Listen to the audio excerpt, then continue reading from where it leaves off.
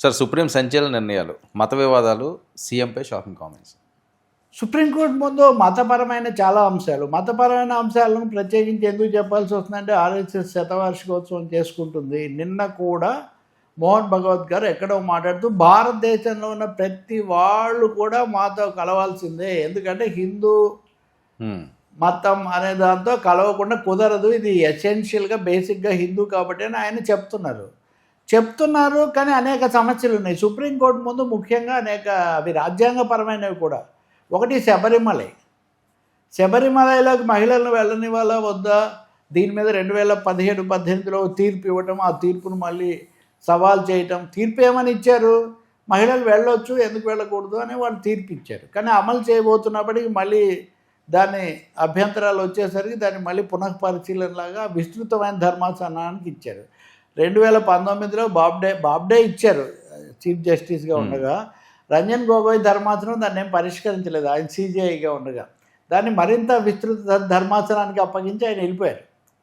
అప్పుడున్న న్యాయమూర్తుల్లో ఒక సూర్యకాంత్, ఇప్పుడున్న చీఫ్ జస్టిస్ సిజేఐ సూర్యకాంత్ ఒకరే అప్పటికి ఇప్పటికీ ఉన్నారు. ఇప్పుడు ఏం చేయాలి అన్నప్పుడు మేము మళ్ళీ విచారించి పూర్తిగా ఒక సరైన ఇది ఇస్తాము.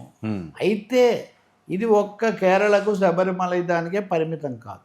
కేరళ ప్రభుత్వం ఏం చెప్తుందంటే చాలా బలమైన ఆచారాలు ఉన్నాయి, రాజ్యాంగపరమైన ధర్మాలు ఉన్నాయి, ఈ రెండింటినీ సమతుల్యంగా చేసి తీర్పు రావాలి, మా వైఖరి మేము సమయం వచ్చినప్పుడు చెప్తామని వాళ్ళు చెప్తున్నారు. కాబట్టి వీటన్నిటినీ 9 మంది ధర్మాసనానికి అప్పగించి అక్కడ దీన్ని తేలుస్తాము. ఏప్రిల్లో పూర్తిగా కంటిన్యూస్గా వింటాము. ఇది ఒక్కటే కాదు, నేను అందుకని దీన్ని చెప్తుంది, ఇది ఒక్కటే కాదు, మహిళలు మతాల వైఖరికి సంబంధించిన అంశాలకు సంబంధించిన కేసులన్నీ మేము అప్పుడు పరిష్కరిస్తాము. ఇందులో ఇంకో 2 ఉన్నాయి. బోహ్రా కమ్యూనిటీ అని ఉంటుంది, వాళ్ళు చాలా ఎలిట్ ముస్లిమ్స్ కింద లెక్క. వాళ్ళు స్త్రీల యొక్క జననాంగాన్ని కట్ చేస్తారు, పురుషుల్లో సుంతిలాగా. అసలు కట్ చేయడం అన్నది అదొక వాళ్ళకు అట్లా చేయాలి మా మతాచారం ప్రకారం. ఇది హక్కులకు భంగకరం కదా, శరీర భాగాన్ని కట్ చేయటం, ఆ చివరి భాగాన్ని అన్నది. దాని మీద కేసు ఒకటి దాఖలైంది. పార్సీలు ఉన్నారు, పార్సీలు చాలా కొద్దిమందే ఉంటారు సంఖ్యలో, కానీ పెద్ద పెద్ద ఇండస్ట్రియలిస్టులు వీళ్ళంతా చాలామంది పార్సీలు. వాళ్ళేంటి, వాళ్ళకు ఫైర్ టెంపుల్ ఉంటుంది, అగ్నిదేవుడే వాళ్ళకు, భారతీయులాగా ఎవరైనా మహిళ మతాంతర వివాహం చేసుకుంటే ఆ టెంపుల్కు రాకూడదు అని వాళ్ళకు ఒక ఆచారం. మతాంతర వివాహం చేసుకున్న వాళ్ళు అన్నారు, వాళ్ళు కూడా సవాల్ చేశారు, మేము మీ దగ్గరే పుట్టాం కదా, మేము పెళ్లి చేసుకుంటే మీ.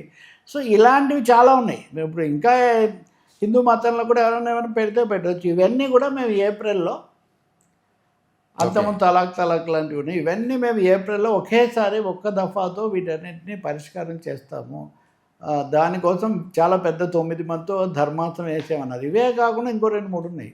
సుప్రీంకోర్టుకు ముందు అస్సాం ముఖ్యమంత్రి హిమంత బిశ్వ శర్మ ఆయన మాట్లాడింది వచ్చింది. ఆయన ఏం చెప్పాడు, సుప్రీంకోర్టు తను తీసుకోలేదు కానీ కామెంట్స్ చేసి కిందకి ఏమని, ఆయన ఇద్దరు కాస్త ముస్లిమ్స్లాగా కనబడే ఫోటో ఒకటి పెట్టి, తుపాకీలా పెట్టి, దీనికి ఒకటే పరిష్కారం టార్గెట్ అని పెట్టాడు, మతం పేరు వాడు. దీని మీద పెద్ద దుమారం వచ్చింది.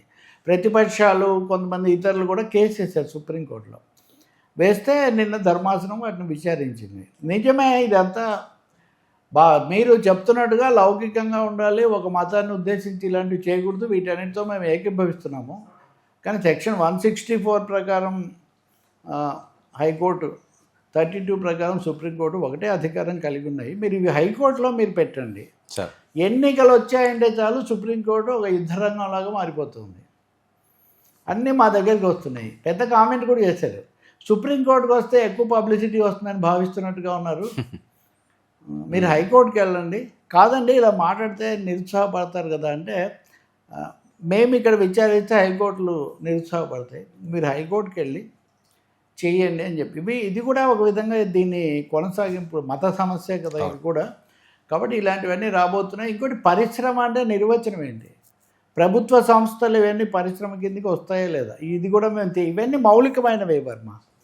అలాగే పర్యావరణ అనుమతులు తర్వాత ఇచ్చినా కుదురుతుందా, ఇలాంటివన్నీ మేము ఇప్పుడు తేలుస్తాము అని సుప్రీంకోర్టు చెప్పింది. మరి ఏం చెప్తున్నాం మనం ఇంకా చూడాలి.